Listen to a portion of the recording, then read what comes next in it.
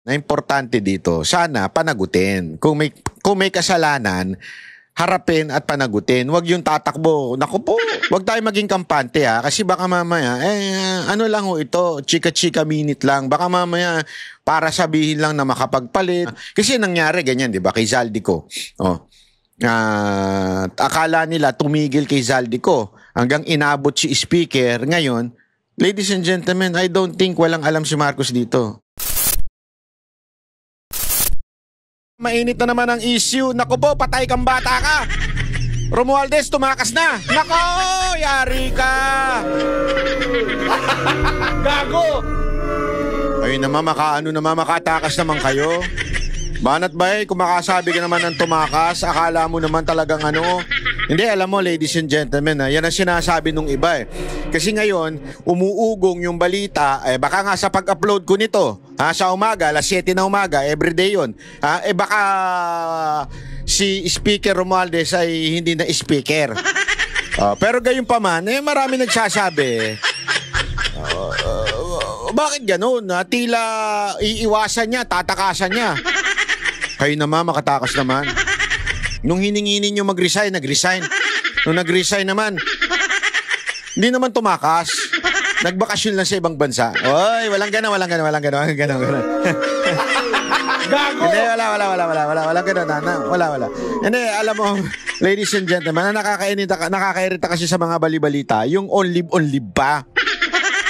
Hindi na lang kasi sabihin na umalis na, nag-resign na, ganun. On-live pa. Pambira naman. Aalis o hindi? Malay mo, nagsama na sila ni Zaldico. Gago! Kumukuya-kuya ko sila sa Miami Beach. Sabi na, nagkakagulo sila doon. Walang gano'n. Manat pa. Hindi, alam mo, malay mo, nandyan lang sa Switzerland, gano'n, nandun lang sa mga bansang pinupuntahan ng mga mayayaman. Relax lang kayo naman. Masama bang gastusin yung kinita? Hindi, kinita sa pagtatrabaho. Kayo naman, Gago! Hindi naman masama yun, Siyempre, pinaghirapan nila yun, Mantakin mo, paghirapan mo, sabihin mo na aayusin mo ang bansa, magiging transparent. Ikaw, naging transparent, nawala bigla. Hindi ganon! Oy! Gago! Hindi ngayon kasi, ladies and gentlemen, umuugong na nga. Ang gulo-gulo nga, sabi on leave, sabi wala na, nag-resign, ganito. Kasi ganun din yun Kaya siguro sinabi mo ng on leave. Baka ngayon baka ito lang nasa isip ko. Baka sinabing on leave kasi nga, gabi na nang in-announce kagabi, di ba? So ibig sabihin, wala namang plenary, walang walang gathering sa kamara para i-declare na vacant yung seat. Baka ngayon araw na ito, hindi natin alam, depende, baka mamaya-maya. Pero gayon pa man, ladies and gentlemen, na importante dito, sana panagutin. Kung may kasalanan, harapin at panagutin. Huwag yung tatakbo. Naku po. Hindi, di ba Hindi, kasi sa bagay, kung ikaw naman ang richest person in Congress, naturalmente, hindi kasi napanood ko yan na di umano daw ay si Romualdez ang pinakamayamang kongresista, isa sa pinakamayaman, hindi pala isa sa pinakamayamang kongresista sa Kamara. Kung ganun ka ba namang kayaman, kahit maglaho ka na ng sa Pilipinas, wala nang issue diyan, di ba? Wala nang hahabol sa iyo. Pero gayon pa man, hindi natin alam kung talagang nawala na po siya o talagang nagpahinga lang o baka naman pinapahupa lang yung mga kaganapan sa Pilipinas tapos babalik din, di ba? O baka naman tuta niya yung papalit na speaker, hindi natin alam, di ba? Malay mo, utusan lang niya yung speaker doon. Unless si Soto pumalit doon. Di ba? Pag si Soto pumalit doon, gago! Siya daw ang tuta. Hindi, speaking of that speaking of tuta, kayo ho ba papayag kayo? Kayong mga congressman, papayag ba kayo na sinabihan kayo ng isang Senate President at sinabing tuta daw yung inyong speaker? Ako hindi ako papayag. Hindi ko papayag nun. Kung ako congressman, ha? Hindi, totoo. Kung ako congressman, hindi ako papayag nun. Bakit mo sasabihin yung speaker ko na tuta? Kung ako talaga yung congressman na yun, patatahulin ko si Romualdez, di ba? Bakit? Para malaman natin kung tuta na ba siya o malaking aso na. Tumahol ka ka! Gago! Pag tumahol siya ng... di tuta nga. Pero pag tumahol siya ng grrrr, daming grrrr, ganyan. Ibig sabihin, totoong hindi siya tuta. Aso lang. Pero, ngayon pa man, ladies and gentlemen, sana kayo mga congressman, kung talagang may bayag kayo, sige nga, labanan nyo nga si Soto. Magrambulan nga kayo. Debate nyo nga siya, debate nyo nga. Hindi kasi pagka ganyan, wala. Ibig sabihin, wala pala kayo. Di ba? Kasi bantakin mo, sabihan kayo na tuta lang daw yung speaker. Tuta lang daw niya. Di ko papayag nun. Tuta siya ng isang TV host. Gago! Alam mo, dapat nanalo si Willie Rebillame na senador. Yeah? Hindi, talaga. Dapat nanalo si Willie Rebillame senador para at least dalawa silang maglalaban doon. Kung sino mas magaling na na TV host. Diba? Gago! Hindi, alam mo, at least si Willie Rebillame, prangka siya. Pag nagsalita, hindi yung mayabang na nagmamagaling. Hindi ganun yun eh. Yun ang kinagustuhan ko dito kay Willie. At least sinabi niya ano ba gagawin mo? Ano bang plano mo? Hindi, tsaka na yan. Basta tayo, tutulong tayo, ganyan. Hindi yung katulad ni Soto na nagmamagaling, kala mo alam lang lahat ang batas, pero pag tinignan mo naman, pag sinuplak naman ni Cayetano, wala. Olat. Ay, sabi nga ni Marcoleta pa sana binasa nyo rin yung batas. Gago! Hindi, ako mas gusto ko na yung yung marunong umamin na hindi niya alam, pag-aaralan pa, sabi, matututunan din niya na importante, tamang puso. Mas okay na sa akin yun. Kesa naman yung nagmamagaling, wala namang alam.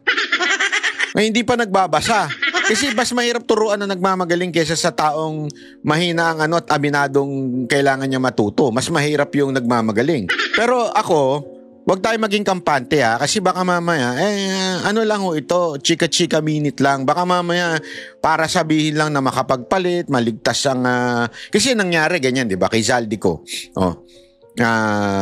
Akala nila tumigil kay Zaldico hanggang inabot si speaker. Ngayon, ladies and gentlemen, I don't think walang alam si Marcos dito. Sabi ko sa inyo, sila yung huling di ba, yung tinuturo ko nga yung kilagi ko nga kinikwento dito, yung pag gumegera yung mga unang panahon, di ba, yung pinaka-general lang niya. To protect yung nasa gitnang hari. Sa tingin ko talaga si Marcos ang meron ditong merong kinalaman dito na dapat talagang managot din sa taong bayan. Malay nyo. Ako sa akin dapat is kasi nabibuisit nga ako dun sa dun sa yung sa rally na sinasabing dapat walang BBM resign. Abay, tarantado pala kayo Hindi, may mga may mga ganun na nagsasabing wag BBM resign sa rally sa 21. Si Raulo ba kayo? Hindi, akala ko ba anti-corruption kayo? Tapos walang BBM resign.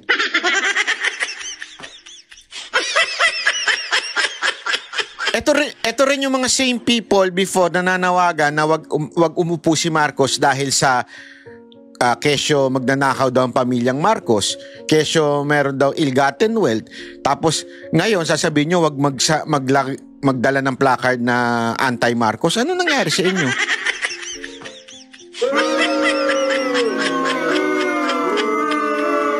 Kaya nga tinatanong ako nung iba kung magiging matagumpay ba daw yung rally. Depende. Akin kung hahayaan natin na manguna itong mga gago na to, manguna itong mga nagsasabing wag mag-anti-Marcos, wala mangyayari sa Pilipinas. Ay, nababalik lang. Sa tingin nyo? Sabihin na natin, burado lahat. Tanggal lahat ng mga congressman, tanggal lahat ng mga senador. Pag hindi nyo pinalitan si Marcos, Hindi, ito yung, hindi ko sinasabing palitan nyo ha. Hindi ko sinasabi. Ang akin lang, ang gobyerno natin, ganito na to. Hanggang matapos. Oh, kung gusto nyo talaga ng pagbabago, top to bottom. Hindi pa pwedeng pili lang yung papalitan. Kalokohan yun. Di ba? Hindi pa pwedeng kailangan total renovation. Hindi pa pwedeng, kasi halimbawa, isang bulok na restaurant. Di ba? Kahit anong ilang beses i-renovate yan, kung same ang may-ari, same ang mga, sabi mo na, kahit palitan yung mga cook, palitan yung mga waiter, kung same yung may-ari, yung ugali no may-ari, siya pa rin na mag-hire, siya pa rin na maglalagay ng tao, siya pa rin lahat na magdidesisyon, siya nga yung kupal. Di wala din. Naintindihan niyo ibig ko sabihin? Kung gusto niyo ng pagbabago ha, again, hindi ko ina-advocate dito na palitan si Marcos ng marahas. Ako always for peace and lawful. So ang akin lamang po, hindi yan tunay na pagbabago hanggang naandyan si Marcos. Kailangan kung if you want real change, change the entire government. Alam nyo ba kung bakit ayaw nila maalis si Marcos? Aside from baka iba nakatanggap? Alam ko kung bakit. Kung anong dahilan kung bakit. Because they just hate the Dutertes. Yun po ang pinakadahilan lamang po nun. Ayaw nila ang mga Duterte. Kaya ayaw nilang pababain si Marcos. I mean, kung gusto mo talaga ng pagbabago sa bansa na to, entire government must be changed. The system must be changed. Sabi ko nga sa inyo, hindi ito madadaan sa isang ganun lang magbabago. Even if you change the leader, the entire system should be changed. The system itself, it's a corrupt system. The mere fact na ang mga Duterte pumasok, nabago in a span of 6 years, nabawasan ng korupsyon. Oo, hindi perpekto, hindi zero corruption, nabawasan. Di ba? Bakit? How can you eradicate entirely yung corruption if the system itself is a corrupt system? Halimbawa, sino magdidesisyon patungkol sa mga budget? Hawak pa rin ng kamera. Same bullshit, may iba lang ang tao. Di ba? Paano ko yung tao na yun is mabuti ngayon for 3 years. Tapos after 3 years, mapapalitan na naman ng bagong speaker na hindi maayos. Same seat. Di ba? Same thing pala. Same seat. Same shit. Di ba? So same lang din yun. Kaya entire system. Kaya tama yung talaga. Ako, agree talaga ako dun sa idea ng federalism eh. Yung mga hati-hatiin na ang Pilipinas by region. Tapos yung region na yun na magbibigay sa national government. Para yung region na yun, hindi nakadepende sa speaker o kaya sa Senate President o kaya sa Presidente. Diba? Magkakaroon ng kanya-kanyang pag-unlad sa city. Mapapahiya ngayon yung city na hindi umuunlad. At next time, yung mga taga doon would vote for the right local government. Diba? Ganun lang naman kasimple yan eh. So sana lang sa akin, entire thing. Huwag niyong, hayaan niyo ang mga Pilipino, ang taong bayan na magsabi, hindi yung, ayan ka na, dinidiktahan niyo na naman eh. Alam niyo kung bakit? Kasi anti-Duterte lang kayo. Halatang-halata naman eh. Gago! Dati, galit na galit kayo kay Marcos, ngayon. Ayaw niyo siyang pababain. I mean, kalukuhan eh, kalukuhan. Ay, hypocrisy yan.